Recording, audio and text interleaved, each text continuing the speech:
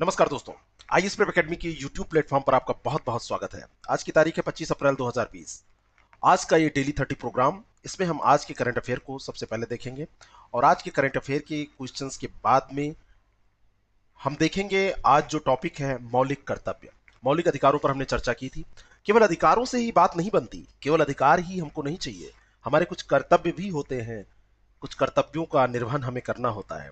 ऐसे ही कुछ कर्तव्य हमारे संविधान में भी वर्णित हैं, जिनका भारतीय नागरिकों को पालन करना चाहिए। आप कितना कर्तव्यों का पालन करते हैं, कितने सजग हैं इनके प्रति, ये तो आप ही जानते होंगे। और अभी एक रिपोर्ट आई थी, उसमें ऐसा माना जाता है कि 99% लोग ये ध्यान नहीं रखते कि उनका कर्तव्य क्या है देश के प्रति। और देश के प्रति ही क्यों, किसी भी चीज के प्रति जब कर्तव्य की बात आती है तो हम पीछे हटने लगते हैं। कोई भी छोटी सी चीज हो, उससे हम पीछे हटने लगते हैं, जबकि ऐसा नहीं होना चाहिए। अगर हमको अधिकार दिए गए हैं तो कर्तव्य भी कहीं ना कहीं उससे अंतर संबंधित हैं और उसमें जुड़े हुए हैं। आप किसी से कुछ ले रहे हैं तो आपको कुछ देना ऑटोमेटिक बनता है। इसी तरह देश के भी हम कर्जदार हैं। कुछ कर्तव्यों का तो निर्वहन हम लोग कर ही सकते हैं। चलिए शुरू करते हैं आज का डेली 30 प्रोग्राम। सबसे पहले डिस्कस करते हैं करंट अफेयर के प्रश्नों को। पहला प्रश्न है, भारतीय खाद्य प्रसंस्करण प्रौद्योगिकी संस्थान का मुख्यालय या मुख्य परिसर कहां पर स्थित है? मुख्य परिसर इसलिए क्योंकि इसके और कार्यालय होते हैं जो अन्यत्र जगहों पर होते हैं, लेकिन इसका मुख्य परिसर कहां पर स्थित है? जो भारतीय खाद्य प्रसंस्करण प्रौद्योगिकी संस्थान है, खाद्य प्रसंस्करण उद्योग मंत्रालय के तहत एक शोध और शैक्षिक संस्थान है और इसका मुख्य परिसर जो है वो तंजावुर तमिलनाडु में स्थित है। यह संस्थान कोविड-19 रोगियों के लिए पोषक तत्वों से भरपूर खाद्य पदार्थों का निर्माण कर रहा है। तो कोविड-19 के कारण बहुत सारे संस्थान जो चर्चा में आ रहे हैं, तो डायरेक्टली कोविड-19 पे भले ही प्रश्न न पूछा जाए, लेकिन इनडायरेक्टली इन संस्थानों पर प्रश्न पूछा जाएगा। तो इस प्रकार इसका सही उत्तर हो जाएगा ए, तंजावुर तमिलनाडु। नेक्स्ट क्वेश्चन है, narcotic drug and psychotropic substance अधिनियम जो हाल में ही सुर्खियों में था, किस केंद्रीय मंत्रालय से जुड़ा हुआ है? इसका संबंध किस केंद्रीय मंत्रालय से है? अभी 23 अप्रैल को भारत के सर्वोच्च न्यायालय ने कहा कि प्रतिबंधित दवा मिश्रण की मात्रा के आधार पर अपराधी की सजा तय की जाएगी, न कि शुद्धता पर। शीर्ष अदालत ने नारकोटिक ड्रग एवं साइकोट्रोपिक सब्सटेंस एक्ट के तहत यह स्पष्टीकरण दिया है। अवैध दवा बाजारों में दवाओं को मिलावटी या अन्य पदार्थों के साथ मिलाया जाता है। यह हीरोइन की वाष्पीकरण दर को कम करने के लिए किया जाता है और इसमें चाक, पाउडर, जस्ता ऑक्साइड और अन्य सस्ती लेकिन अधिक खतरनाक अशुद्धियां में मिला दी जाती हैं। आजकल सब कुछ बिजनेस हो गया है, लोग बिजनेस के लिए कुछ भी करते हैं, बस पैसा आना चाहिए। ये जो संबंधित है, यह है वित्त मंत्रालय से संबंधित। ए ऑप्शन यहां पर करेक्ट है। ये जो थ्योरी मैंने बताई है, इसके बारे में इंफॉर्मेशन, ये कहीं ना कहीं आपके काम जरूर आएगी। अगला प्रश्न है, लाइसेनिया करेज जिनका हाल ही में निधन हुआ, किस देश के पूर्व प्रधानमंत्री थे? लाइसेनिया करेज 79 ईयर के थे, 79 ईयर्स ओल्ड थे। इनका भी निधन हो गया है 2000 से 2006 के बीच में। 2000 से 2006 के बीच में ओसनियाई राष्ट्र है फिजी। ओसनियाई जो राष्ट्र है उनमें महत्वपूर्ण राष्ट्र है फिजी, उसके ये 6वें प्रधानमंत्री थे, 6th पीएम थे वहां के। 2 से 2006 के बीच में ये रहे हैं।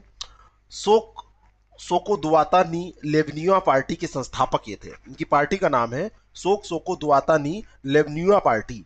2006 में उन्हें सत्ता से हटा दिया गया था और भ्रष्टाचार के आरोपों में उन्हें जेल भेज दिया गया था। तो इस प्रश्न का सही उत्तर हो जाएगा ए। नेक्स्ट क्वेश्चन है, वर्ष 1891 में एंग्लो मणिपुर युद्ध के संबंध में मणिपुर में किस दिवस का आयोजन किया जाता है? कौन सा दिवस ये मनाया जाता है?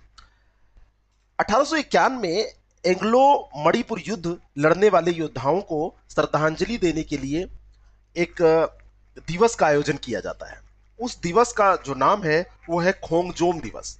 एंग्लो मणिपुर ब्रिटिश सरकार और मणिपुर साम्राज्य के बीच में एक संघर्ष था। यह युद्ध 1891 से 31 मार्च और 27 अप्रैल 1891 में 31 मार्च से 27 अप्रैल के बीच में लड़ा गया था। यानी कि 31 मार्च को यह स्टार्ट हुआ था और 27 अप्रैल को यह समाप्त हुआ था। तो इस तरह इस प्रश्न का सही उत्तर हो जाएगा खोंगजोम दिवस। डी ऑप्शन इसका करेक्ट है। चीनी राष्ट्रीय अंतरिक्ष एजेंसी द्वारा हाल ही में अपने मंगल अन्वेषण मिशन को क्या नाम दिया गया है? पूरी दुनिया को कोरोना के चक्कर में डालकर, पूरी दुनिया को कोरोना से पीड़ित करके अब चीन क्या कर रहा है, अपना मंगल अन्वेषण मिशन का नाम घोषित कर रहा है।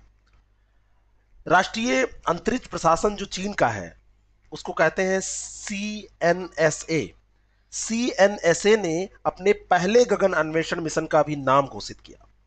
उसने कहा इसका नाम होगा तियानवेन फर्स्ट। इसका नाम तियानवेन फर्स्ट होगा, और उसने कहा कि इसके बाद जो सभी ग्रहों के मिशन होंगे उनका नाम तियानवेन श्रृंखला से ही शुरू होगा। तियानवेन का अर्थ है स्वर्गीय प्रश्न। तियानवेन का जो अर्थ है वह है स्वर्गीय प्रश्न। चाइना जो देश है वो ऐसे नाम के लिए जाना जाता है, ऐसे नाम वो बहुत रखता है। चाइना द्वारा अपने प्रथम उपग्रह का जो नाम है वो डोंग फंग होंग फर्स्ट के प्रक्षेपण को चिन्हित करने के लिए प्रतिवर्ष 24 अप्रैल को राष्ट्रीय अंतरिक्ष दिवस वो आयोजित करता है।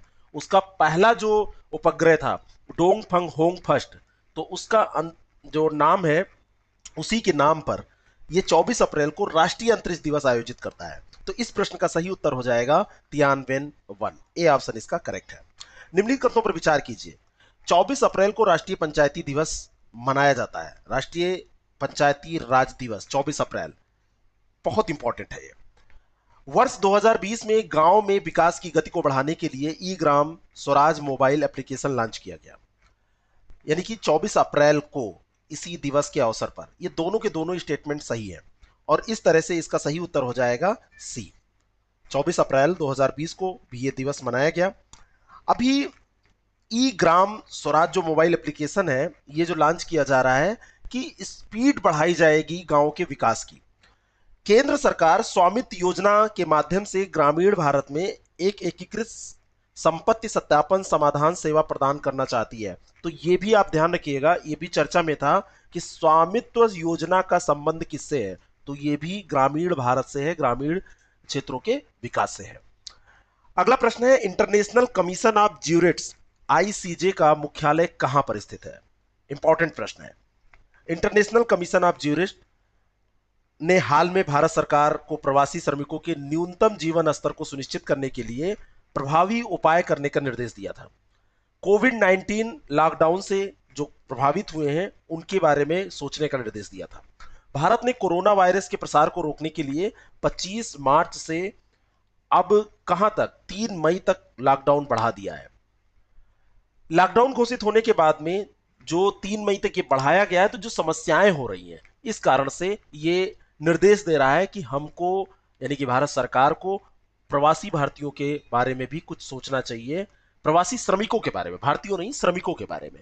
यहां पर जो प्रश्न है कि इसका मुख्यालय कहां है, इसका मुख्यालय स्विट्जरलैंड के जिनेवा में है। इस तरीके से इसका सही उत्तर हो जाएगा ए, जिनेवा स्विट्जरलैंड।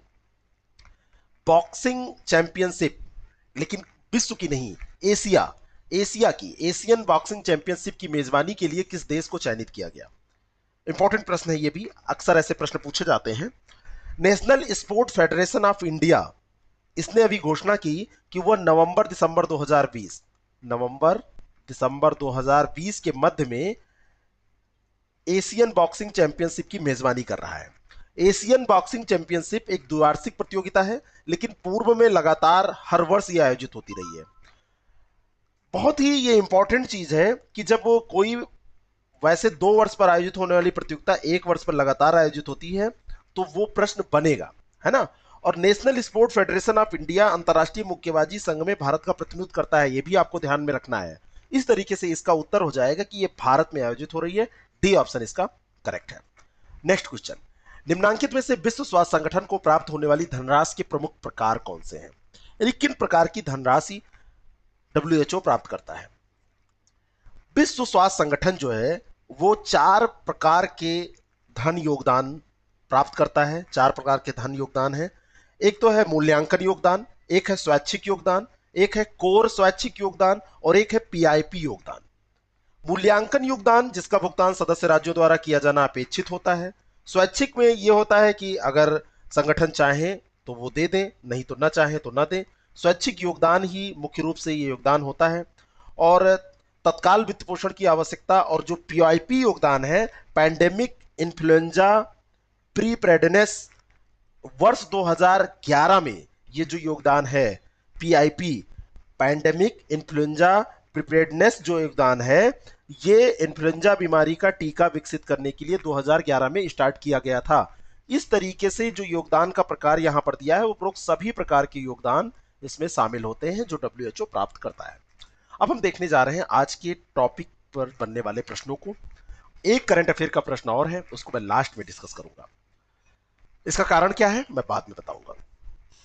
आप लोग पढ़ रहे हैं ना, मुझे यकीन अगर ये दिला दीजिए आप कि आप पढ़ रहे हैं तो आपके लिए यहाँ कार्यक्रमों की और मेहनत करने की कोई कमी नहीं है। मैं मेहनत कर सकता हूँ, मेरी टीम मेहनत कर सकती है, आपके लिए कार्यक्रम में पढ़ा सकता हूँ, हमारी टीम आपके लिए तैयार है। लेकिन आप ये यकीन दिला दीजिए कि वास्तव में आप पढ़ रहे हैं। कल आपका टेस्ट है, कल जब आपका टेस्ट होगा तो मैं चाहता हूं हर एक व्यक्ति ऐसा स्कोर करे कि सबकी लिस्ट में यहां पर जारी करूं और एक वीडियो बनाकर जारी करूं कि इतने लोग हो गए, इनको कैसे आप पढ़ते, मैं नाम ले लूं। अगर ऐसा मुझे लगेगा, वैसे लिस्ट में आप नाम अपना ढूंढ सकते हैं, कोई इसमें वो नहीं है। मैं चाहता हूं कि 75 क्वेश्चन के स्कोर में आपका स्कोर 100% हो। 75 क्वेश्चन का जो टेस्ट है उसमें 100% आप स्कोर करें, और आप कर सकते हैं अगर आप डेली 30 रोज सही से देखते हैं। चलिए, नागरिकता किसी व्यक्ति की वह वैधानिक स्थिति है जिसके कारण वह राजनीतिक रूप से संगठित समाज की सदस्यता प्राप्त कर विभिन्न राजनीतिक एवं सामाजिक अधिकार प्राप्त करता है। यह कथन किस विद्वान का है, किसने ऐसा कहा था? एक विद्वान हुए हैं कैटलिन। कैटलिन ने यह कहा था। सी ऑप्शन इसका करेक्ट हो जाएगा, और यह स्टेटमेंट आप ध्यान रखना। अमेरिका में सिटीजन्स अल्मनाक, जो सिटीजन अल्मनाक दस्तावेज है, उसका संबंध किससे है?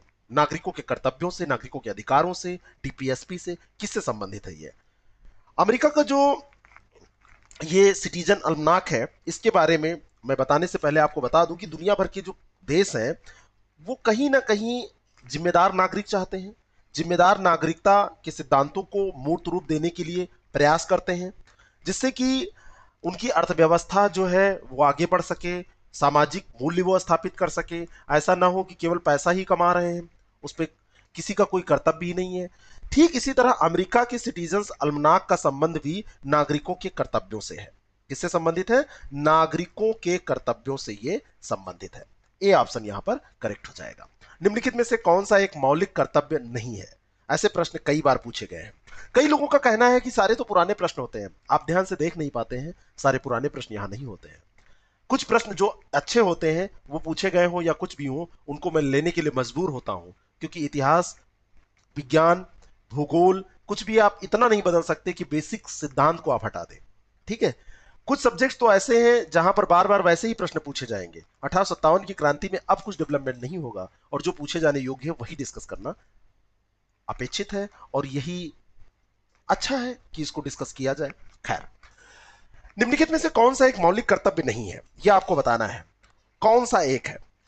यहां पर देखिए, एक ऑप्शन दिया है राष्ट्रीय महत्व के संस्मारकों, स्थानों और वस्तुओं का संरक्षण। ये जो है ये मौलिक कर्तव्य नहीं है, ये डीपीएसपी है।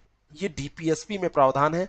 बाकी ये तीनों, वैज्ञानिक दृष्टिकोण, मानववाद, ज्ञानार्जन की भावना, व्यक्तिगत व सामूहिक गतिविधियों के लिए सतत प्रयास, संप्रभुता, एकता और अखंडता की रक्षा, तो ये सारे क्या है? मौलिक कर्तव्य, एफडी है ये, और ये पहला डीपीएसपी है। तो इसका सही उत्तर क्या हो जाएगा? ए ऑप्शन, क्योंकि पूछा जा रहा है कौन सा नहीं है। नेक्स्ट क्वेश्चन, मूल कर्तव्यों में शामिल है। ये प्रश्न क्या अभी तक पूछा गया है? ये मैंने तो सेट किया, आप कहीं पूछा गया हो मुझे नहीं पता। समरसता जागृत करना मूल कर्तव्यों में क्या ये शामिल है? ध्यान दीजिए, क्या आपको यह पता है कि समरसता जागृत करना मूल कर्तव्यों में शामिल है? शामिल है, बिल्कुल शामिल है। मतदान करना मूल कर्तव्यों में शामिल है? नहीं शामिल है। कर की अदायगी करना शामिल है? नहीं शामिल है। परिवार नियोजन मूल कर्तव्यों में शामिल है? नहीं। तो मूल कर्तव्यों में कौन सा शामिल है? केवल एक, सी ऑप्शन यहां पर सही हो जाएगा। मूल कर्तव्यों में मतदान, कर अदायगी, परिवार नियोजन समाहित नहीं है। और ये जो समरसता शब्द है वो एक लाइन में आया है कि भारत के सभी लोगों में समरसता और भ्रातृत्व की भावना को जागृत रखें, ये शामिल है ना। इसीलिए आपको जब पढ़ना है तो एक एक वर्ड पे सही से ध्यान देना है। नेक्स्ट क्वेश्चन, मौलिक कर्तव्यों के संदर्भ में सही कथन कौन सा है? दो यहां पर कथन दिए हुए हैं, आपको बताना है कौन सा कथन सही है। मौलिक कर्तव्य बाध्यकारी है, मौलिक कर्तव्य के हनन पर न्यायालय जाया जा सकता है, मौलिक कर्तव्यों के बारे में अगर बात की जाए तो मौलिक कर्तव्य ना तो बाध्यकारी हैं और ना ही इनका हनन होने पर न्यायालय जाया जा सकता है। इस प्रकार इसका सही उत्तर हो जाएगा कि दोनों स्टेटमेंट गलत है, डी ऑप्शन इसका सही हो जाएगा। अगला प्रश्न, 6 से 14 वर्ष तक की आयु के बच्चों को निःशुल्क शिक्षा का अवसर उपलब्ध कराना मौलिक कर्तव्यों की सूची में इसका क्रम क्या है? किस क्रम का यह मौलिक कर्तव्य है? क्रम से मौलिक कर्तव्य दिए हैं ना, 1 2 3 4 5 6 7 8 9 10 11, तो किस क्रम पर है ये? तो ये है किस क्रम पर? भारतीय संविधान में जो वर्णित मौलिक कर्तव्य हैं उनकी शुरुआत होती है कि संविधान का पालन व उसके आदर्शों, संस्थाओं, राष्ट्रध्वज, राष्ट्रगान का सम्मान करें, और 11वें नंबर पर आप जाते हैं जब, तो वहां पर लिखा हुआ है 6 से 14 वर्ष तक की आयु के बच्चों को निःशुल्क शिक्षा का अवसर उपलब्ध कराना। ठीक है, तो इसका सही उत्तर हो जाएगा सी। ठीक है, नेक्स्ट क्वेश्चन, बर्मा समिति का संबंध किससे है? संबंध तो इसका मौलिक कर्तव्यों से है, तो एक ऑप्शन तो यहां पर हट गया। वो भी आप आज डिस्कशन हो रहा है इसलिए यहां पर आप कह सकते हैं कि मौलिक कर्तव्यों से है, नहीं तो इसमें भी कंफ्यूजन होता कि अधिकारों से ही कर्तव्यों से है। तो यहां पर सी ऑप्शन तो कट गया। अब मौलिक कर्तव्यों की खोज से है कि अनुपालन से है, यह आपको डिसाइड करना है। तो खोज से नहीं है, इसका अनुपालन से संबंध है, बी ऑप्शन यहां पर करेक्ट हो जाएगा।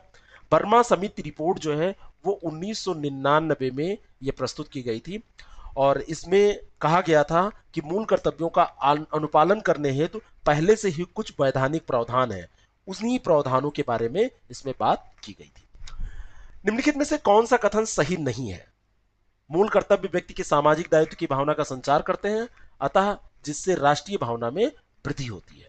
क्या पहला स्टेटमेंट सही है? बिल्कुल सही है। दूसरा है कि मूल कर्तव्यों को भी नीति निर्देशक तत्वों की भांति संविधान की व्याख्या हेतु प्रयोग किया जाता है, ये भी सही है। संविधान के मूल कर्तव्यों की स्थापना से अधिकारों व मूल कर्तव्यों की स्थापना, यहां पर रिपीट हो रहा है, अधिकारों व मूल कर्तव्यों की स्थापना से मूल्यों में स्वस्थ संतुलन स्थापित होता है, नहीं सही है, कोई दिक्कत नहीं, तो ये भी सही है। यानी कि दोनों की स्थापना जब हुई तो इसमें संतुलन स्थापित हो पाता है। तो ये तीनों के तीनों स्टेटमेंट सही हैं, इसलिए सही उत्तर हो जाएगा डी।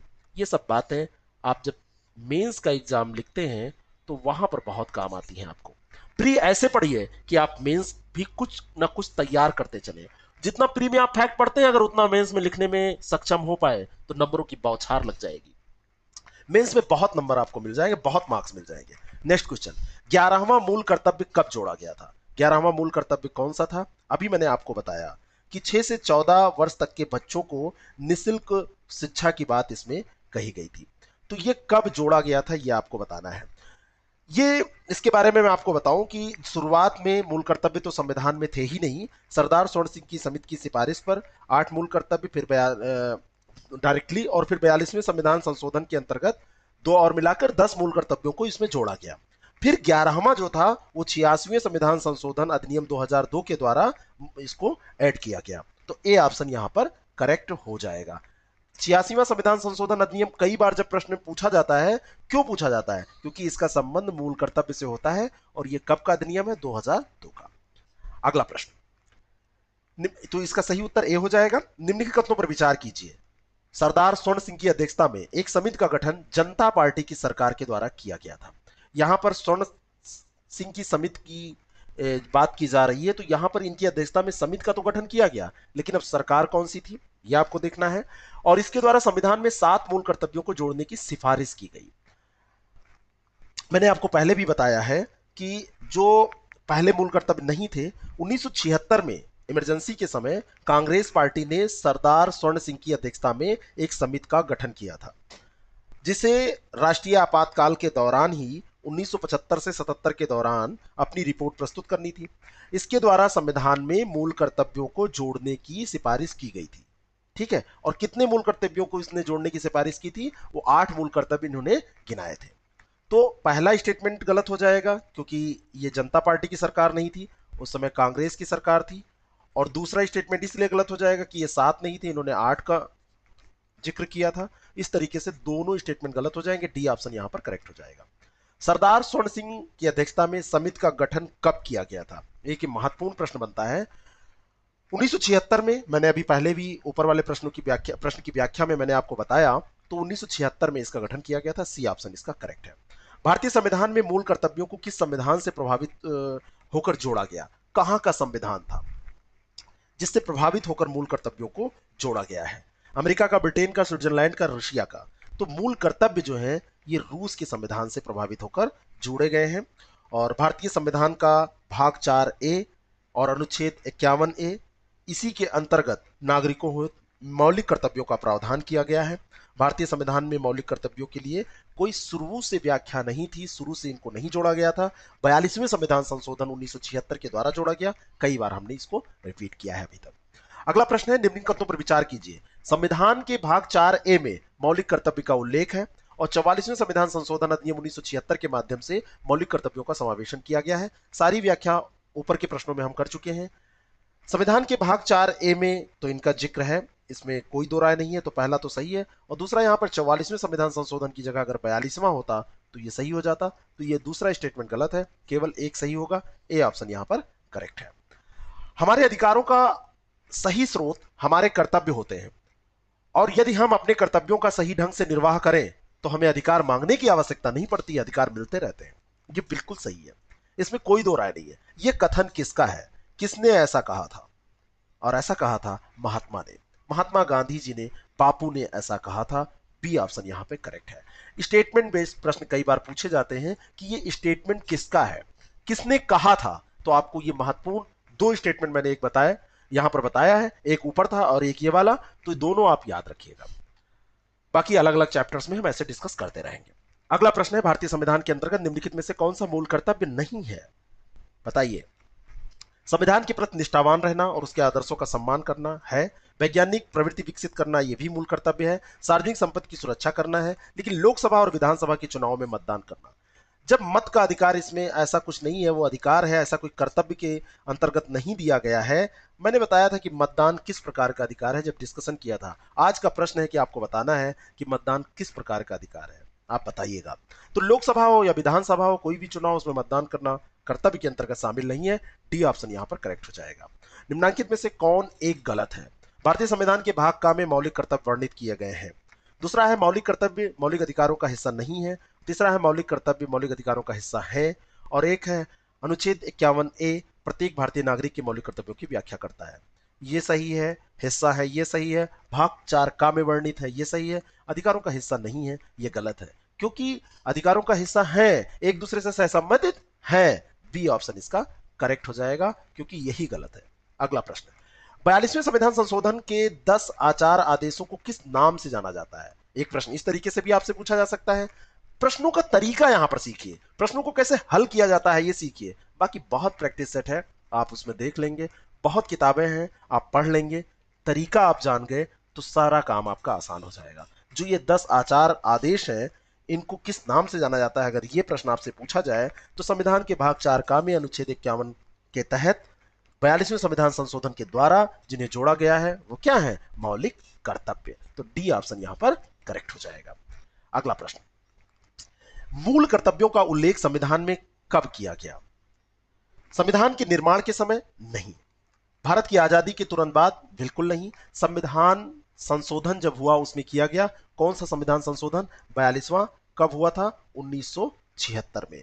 1976 का जो 42वां संविधान संशोधन था, इसको मिनी कॉन्स्टिट्यूशन के नाम से इसी कारण से जाना जाता है, क्योंकि बहुत बड़े बड़े परिवर्तन इसमें किए गए और मूल कर्तव्यों को इसमें जोड़ा गया। स्वर्ण सिंह समिति की सिफारिश पे जोड़ा गया। फिर 86वें संविधान संशोधन के द्वारा 2002 में इसको और बढ़ाया गया और 11 मूल कर्तव्यों की संख्या हो गई। तो सी ऑप्शन यहां पर करेक्ट हो जाएगा। बार बार रिवीजन, और यही आपकी सफलता का एक प्रकार से एक मूल है। अगर आप रिवीजन नहीं करेंगे, मूल नष्ट हो जाएगा तो समस्या होगी। इसीलिए आपको रिवीजन बार बार करना है। आपको कंफ्यूजन लेवल को बिल्कुल डाउन कर देना है और कॉन्फिडेंस लेवल को बिल्कुल हाई कर देना है, तभी आप सफल होंगे। अगला प्रश्न, भारत के संदर्भ में निम्नलिखित में से कौन सा अधिकारों और कर्तव्यों के बीच में सही संबंध है? एक तरफ हमारे अधिकार है, राइट, और एक तरफ हमारे ड्यूटी है, कर्तव्य। इनमें संबंध कैसा है? कौन सा संबंध है, कौन सी लाइन है जो बिल्कुल सही से व्याख्या करती है? इसमें दिया है अधिकार व कर्तव्य के मध्य सह संबंध है। इसमें लिखा है कि अधिकार व्यक्तिगत है अतः समाज और कर्तव्यों से स्वतंत्र है। गलत है। नागरिकों के व्यक्तित्व के विकास के लिए अधिकार महत्वपूर्ण है लेकिन कर्तव्य नहीं, ये भी गलत है। कर्तव्य भी महत्वपूर्ण है। देखिए, छोटी छोटी चीजें यहां पर नहीं शब्द है, जरा ध्यान दीजिए क्या कह रहा है। राज्य के स्थायित्व के लिए कर्तव्य न कि अधिकार महत्वपूर्ण, ये भी गलत है। एक ही स्टेटमेंट है जो सही बात कह रहा है। अधिकार व कर्तव्य के मध्य सह संबंध है। ए ऑप्शन यहां पर करेक्ट हो जाएगा। नेक्स्ट क्वेश्चन है, मौलिक कर्तव्यों से संबंधित निम्नलिखित में से कौन सा कथन सही नहीं है? एक कथन है जो कि सही नहीं है मौलिक कर्तव्यों से संबंधित।